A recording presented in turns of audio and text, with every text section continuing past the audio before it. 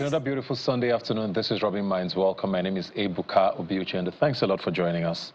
It's the start of another week. The past week saw a lot of Nigerians wonder what was happening again with the Naira. The economy seemed to be on the right trajectory in the weeks before. The Naira had come down to a low of about 980 to the dollar, I think about that. But it closed out the last week at about 1,004 to the dollar, and a lot of us are confused as to whether the measures that have been put in place by the CBN are still going to be effective. What does that mean for food inflation, for the purchasing power of the average Nigerian as a whole, and what this means in the coming week?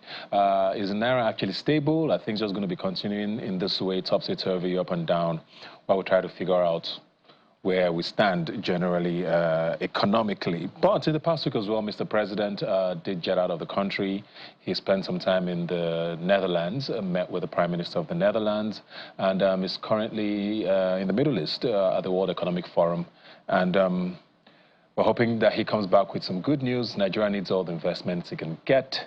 So that, I mean, this GDP that we saw that has been halved in the last decade is very scary for a lot of people and want to start, seeing things move up in the right trajectory. But speaking of international and foreign issues, I'm going to be starting off the show today talking about the power of the Nigerian passport and how that affects us generally. I'm joined here in the studio by the head of business development at Gidi Traffic and a traveler, Betha Idoko. Thanks a lot for being here today. Thank you for having me. Well, most people don't necessarily concern themselves with things like this. It's like, okay, we are used to waking up and going to look for visa and all of that. I was going through the statistics recently. The Nigerian passport is ranked 93rd in the world. We do have visa-free entry to 46 countries. Actually, 26 countries are visa-free, 17 visa on arrival. Yes. 2, you can apply for an electronic travel authorization to enter. So we need a visa to 147 countries. Sadly. That's a lot, and for a country that's trying to, develop. And the funny thing is, a lot of these countries that are visa-free are ECOWAS enabled, thankfully. So as a traveler, how do you navigate these things, or someone who's passionate about, traveling? How hard is it as a Nigerian to move around, you think? Sometimes I like to say, oh, it's not that hard. But if I would really be honest, I think it's very hard. If you are already in motion, and by that I mean you've gotten a bunch of visas, to your passport, it tends to make it a little bit easier. However, there are still exceptions.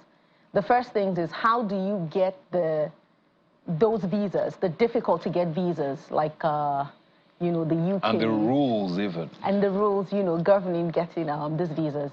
Now, it's not impossible to get these visas because a lot of people actually get these visas and they do travel. But then the terms and conditions, both written and unwritten, is what basically works against the Nigerian passports. And then, plus sometimes we don't have the greatest track history, which for me, I'm always opposed. Like, I always oppose this because for me, I think it should be a person-by-person situation as opposed to generalizing, and because of that, just making life really difficult for people who genuinely just want to travel and come back, not necessarily relocate or anything like that. Yeah. So it's not the easiest. But if you are someone who loves to travel, once you're able to start, it's just kind of like you set the ball rolling slowly and it picks up. So for me, as an example, I have visited 70 countries. It will be really something for any country now to deny me a visa. However, though, I can still get surprises because, I mean, it's still a Nigerian passport, whatever. It only puts me in a better position, but then it doesn't eliminate completely that I can still be denied a visa. I was denied a visa in 2022, and at the time I had been to 51 countries. And shockingly, the country I was denied a visa to was an African country, Tanzania.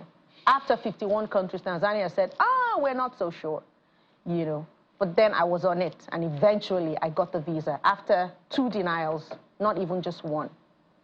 So these things still happen. It's still a Nigerian passport. I think I've heard a lot of people say, that there's nothing that's a better teacher than traveling. Yes, it opens up your mind. You come back, knowing better, seeing how things have worked in other places. So on the one hand, yes, it's fun to travel, but it also is sort of arming yourself, isn't it? Yes, You know, it is. to come back to your country. Yes, it is. It opens your eye and teaches you actually the kind of teaching or the kind of lecture you cannot get in a classroom, you know, you definitely do get from travel. Now, part of the learning process of life and how life works in a lot of ways, it's not just within your community.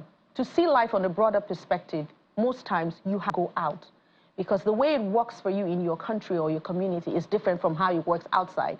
But then if you're opportune to get bits and pieces from many different places, it opens up your brain in a way that only travel can. Yeah. You know, so yes, it's great education. Education is even one thing, but you know, people who are watching who might be like, well, I don't have any plans of traveling anywhere anyway, so it doesn't concern me. But you can't also deny what it does, you know, with regards to investment, with business. Yeah. We've seen multiple stories of people who probably were going to attend a meeting or had a pitch for their company to, you know, get investors who didn't get a visa to wherever it was. Yes. I mean, I had a conference I was supposed to attend last year. I got the visa, but I got the visa a week late. Which means I couldn't attend. That also happened. Yeah. If I didn't have a visa that restricted me, I would be there. And so many people have stories like this. And you think of the number of lost opportunities, investment opportunities that, you know, these sort of things have affected, right? Yes. I mean, a lot of them. Last week, I had someone who needed a visa to Morocco. Now, if you have a Nigerian passport and you have any of the preferred visas, UK, US, or Schengen, you can get an e-visa to Morocco in just, what, 3 days, 2 days sometimes. However, if you don't have any of those visas, then it's a full consular visa where you have to travel first off to Abuja. So if it were a case of you leaving Lagos, you have to get on the plane, get to Abuja, and have it sorted out. And this takes a while. And he was going for a conference. A high-profile person, but he had a Nigerian passport. He missed that conference. He got a Schengen visa. Unfortunately, we found out his visa was just a 90-day entry and single entry. So even amongst these big visas, there's still discrimination. So he needed a multiple visa. So if he had a multiple entry visa for Schengen, then it would have worked. But then he missed this conference, as important as it was, because there was no time. We didn't have time enough to get the consular visa for him. So, I mean, this happens. There was a case of another friend who had a Nigerian passport and worked in a really big company.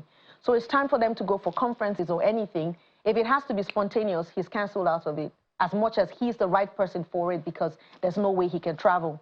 And then, thank God, he gets a Canadian passport and his life has transformed. Because right now, if there's anything, any travels, wherever, it's just pick up my bag, pick up my passport and go. The company can call on him because now there's ease of travel. It's no wonder all of these companies that are selling passports are doing so well in Nigeria now. They are. For those who can afford it, of course. But I mean, people want that option. Yeah. But you had a recent experience. Yes, I did. Let's talk about that. A very sad one with Turkish Airlines. So I was traveling. I bought a return ticket to Houston and back. And on my return journey, it was supposed to be a 21-hour layover. And of course, the only flight for that day. But then I didn't mind, because, I mean, immediately it was advertised I was going to get a free hotel or tour package during the wait. So, I mean, it's not so bad. It's not like you're stuck in the airport, you know. And I've used this before. Prior to 2022, I've used that stopover program like at least 3 or 4 times. But I checked. Is Nigeria eligible? Because I know these things change. If you are a traveler in this country, research is one of your biggest tools. You have to keep researching constantly, because the rules for Nigerian citizens change all the time, indiscriminately too. You know, so I get there to the airport and I told them, okay, well, I have this 21-hour layover. They say, yeah, yes, Nigeria is eligible. However, I'm supposed to have gotten the visa from Nigeria before coming. I said, no, that's not the information that is clear anywhere on your website. The information that comes up, even as pop-ups, is just to tell me I have this. I should check if my country is eligible. And I checked, Nigeria is eligible. She said, yes, you are eligible. However, you should have gotten this visa from your country. Now, to put things in perspective, a Turkish visa costs $315, and it takes about 2 weeks to get it.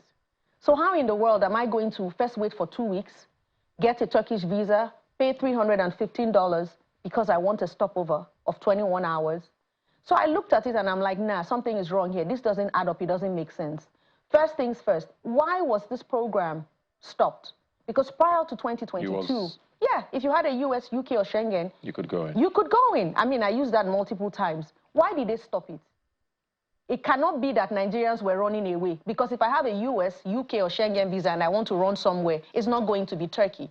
So what is the real reason it was stopped? But that one was a separate conversation. I said, okay, if you won't give me a hotel in town because you say I do not have a visa, there are 4 hotels at the airport. I might as well get one. They said, no, they don't get hotel for anybody at the airport. And then their attitude is horrible. It got to me so much, I started to cry. No one cared like you're crying. They went in and started to drink tea. I was left with no other option. I was just confused. I sat down, pulled my hand luggage, put my phone there, and that's how I made a video. And much to my surprise, the video went viral. It was everywhere. It was on Twitter, it was on Instagram, it was on WhatsApp groups I cannot number. And then some kind of attention, was brought to the issue. I was really surprised that the NCAA reached out to me, flew me into Abuja, full investigation. Turkish Airlines has been summoned and all of that. But all of this happened because I had a Nigerian passport. And while I was there trying to state my case, other nationals were coming, the preferred nationals, and they were getting their either hotel, they're asking them, which would you like, a tour package or a hotel, and they were giving it to them. It was very painful for me because I felt like I didn't feel I'm buying this ticket the way they bought the ticket as well. My ticket probably, and most times, is more expensive than even the tickets that they purchased. But if they're giving this opportunity, why can I not be given the least? The least is at least give me a hotel at the airport. It's the very least you can do. But I just saw it as a situation where they really didn't care. And I mean, all we can do is complain at the counter and get out. Nothing will happen about it. No one is going to sanction them, even though it's a sanctionable offense. According to IATA, a passenger should not be at the airport more than 9 hours without accommodation. But then they cleverly put this thing to it that is not open. Get your visa before you come. If other people are able to get visas at the airport or online, if they have a layover, especially with the UK, US, or Schengen thing for us, then why don't we get it as well? Why was it stopped? So where are things now, do you know? Yes, they summoned them, and there's a follow-up meeting. I haven't received details of the follow-up meeting. I was only in Abuja on I think it was a few days ago anyways. So I'm only waiting for feedback now. However, the DG said it wasn't going to be an issue where this won't be swept under the carpet because they get complaints, but they haven't really met someone who spoke up that they can reach out to and say, come and tell us exactly what it is that happened, So I'm hopeful on that. Plus, I reached out to the Foreign Affairs as well, sent an email, no response yet. And then I got the number to his special advisor yesterday. And I reached out and sent messages. He gave me another email address, which I sent an email to. But I'm only just waiting to see. Because this case is not just NCCAA. It borders on foreign affairs and aviation as well. Which is what I want to ask, because you travel a lot, right? Yeah. I mean, I don't know how often you deal with, these things, but, you always wonder, there are bilateral agreements, whether it's foreign-based or, based on airlines landing or whatever. Why does it take things like this, you think, for government to say, oh, come to us, let's find out what happened? Is it that these things are not clear, you think, to government until someone is affected? Like you said, the Turkish thing was changed. Most people don't even know it's changed. Yeah. Do you think the Nigerian government is not aware, before someone is affected? Like, why does it take something significant happening before government steps in? So I'm going to be very honest, because I will be honest. I feel like they do not care enough. This is my feeling. About Nigerian citizens? Yes. And I think there's a lot of negligence. Because my question goes back to, why did they stop that stopover program? Why did they stop giving Nigerians citizens e-visas, at least for those who they believe qualified? Why did they stop it? Was there anyone to mediate at the point of this stopping to say, wait, why do you want to stop the program? What did we do? Okay, let's talk. Can we do this or can we do that? Did anyone do that, or was it just stopped and then everyone kept quiet and life went on as normal? That's something that we do not know. And for me, it's negligence for me not to know it.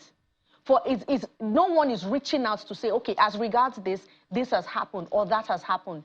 There's hardly anyone to even talk to about this. For me to get the email for the Foreign Affairs, I was searching. I found one, and there has been no response. So for me, there's a lot of negligence. It's like they don't care, or the people who are in these offices are not doing what they're supposed to be doing. I must be very honest, I was extremely shocked that anybody answered me.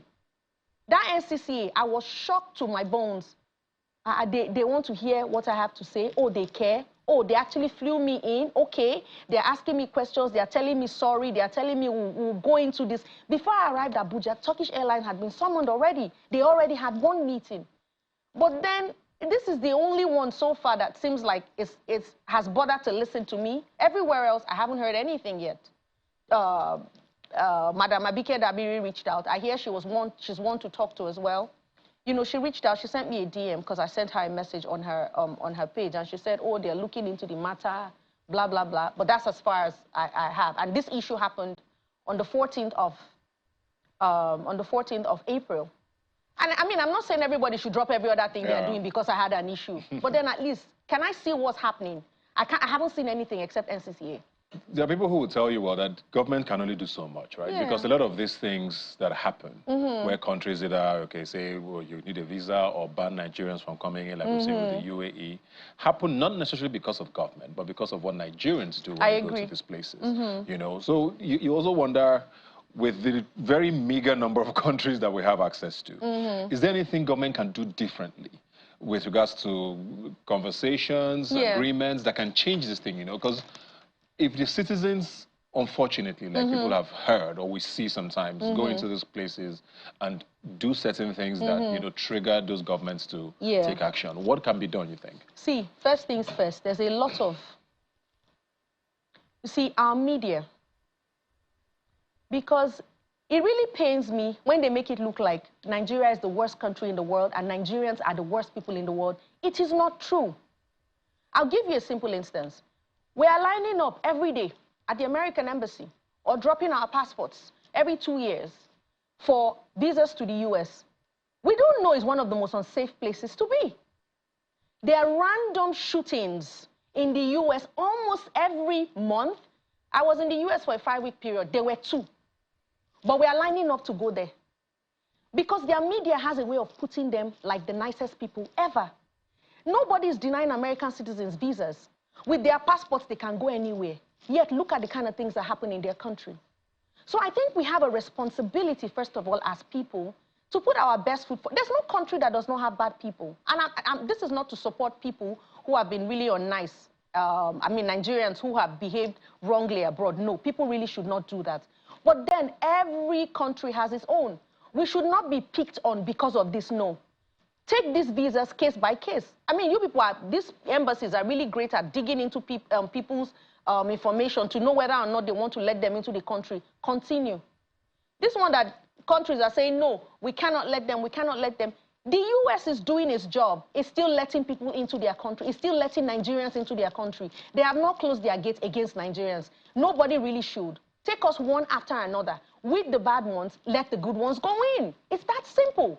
But don't cancel the entire country. That's where our government, I believe, needs to step in and then put our leg in the right places where it should be, not to sit down when they cancel us. If they sit down when they cancel us, the entire world will cancel us. And to be honest, in my personal opinion, I think things are changing. This new age of people coming up now, Gen Z and the rest of them, they just want to see the world and be happy. They want to take great pictures on Instagram and come back home. People are not necessarily looking to run away and never come back. Those looking to run away and never come back, we know where they are going. They are going to Canada, and they are doing it justly. They are going through school, or they are going through one immigration program or another. So don't cancel everybody because some people have been bad. Every country has bad people.